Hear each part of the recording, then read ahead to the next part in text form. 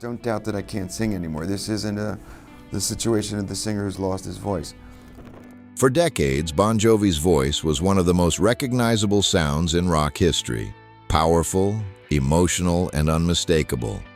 But in recent years, fans have noticed changes that sparked concern, debate, and even controversy. What really happened to Jon Bon Jovi's voice, and how did it get to this point? Instead of rumors or speculation, we're going straight to the source. This is what Jon himself has revealed about his vocal struggles. Once known for a powerful, arena-filling voice, Jon Bon Jovi's vocals changed dramatically over the years, with the decline becoming impossible for fans to ignore.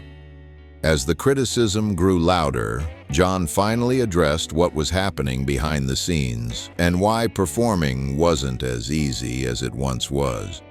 Here's what Jon shared about the vocal surgery he underwent and how it changed everything. We have a new album that's coming out in June. I had no issues singing it. The successful surgery happened. Now it's all a part of the rehabilitation of a vocal cord. You got to remember that your vocal cords are as big as your thumbnail. They're this big, you know, and it's out of your control, really. It was just atrophying due to use. Wow. You know, there was no nodule. There was none of the usual vocal issues. This was unique. Whereas if your both cords are meant to be symmetrical, and let's pretend for the sake of conversation, as thick as your thumb, one of mine was as thick as the thumb, but the other one was as thick as a pinky. So the strong one was moving the weak one around and causing these issues that weren't confusing, but I didn't understand why. And it took a very special doctor to explain it to me. You speak and you say, okay, I sound like me. When you hear yourself back through the speakers, that's when you hear yourself for the first time. And I didn't sound like me. You know, the initial reaction was a shock. Yeah. Because of the change. So I didn't know how I was at the end of a sentence going up, and at the end of the sentence going up. You know, I didn't realize that. These glottal strokes in your vocal cords are, and when I would have to, you know, I would like kind of wind up to a note. This was starting to look like Joe Cocker in that 2022 tour, making the craziest faces and contorting my face, willing the vocal cord to get to the note that I was trying to reach, and I didn't understand why I couldn't. But when was the first time Jon saw a decline in his voice? According to the singer, it was in 2015. I had studied since the 80s, primarily with a woman in New York named Katie Agresta, who was awesome. But in the big picture, I worked hard at it. 2015, and I just didn't like, it was like, that was weird, that was weird, that was weird. You know, and I was seeking advice and not getting it. And then, you know, I just chalked it up to getting older and started writing in the appropriate keys, but nonetheless, it wasn't helping any. Till like I'd gone on the road in 22, and I thought if I just beat it into shape and do a couple of shows, maybe it'll be, you know, it'll bounce back. Right. And it really did not get to my standard.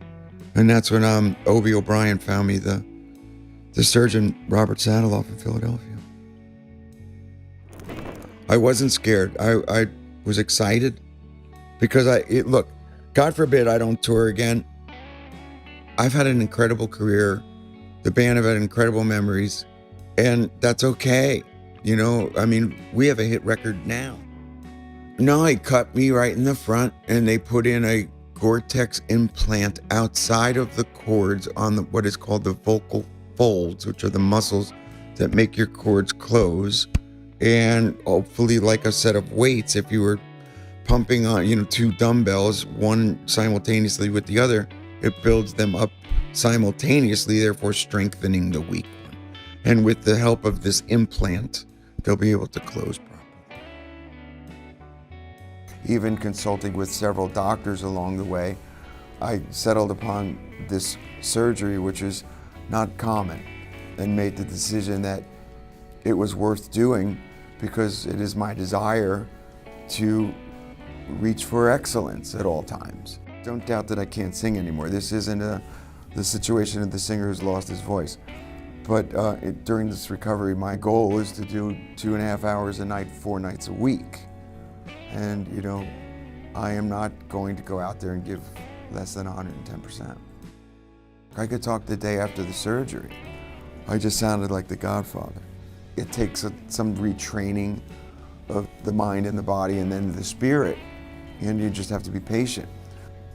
It's like an athlete getting back onto the field again.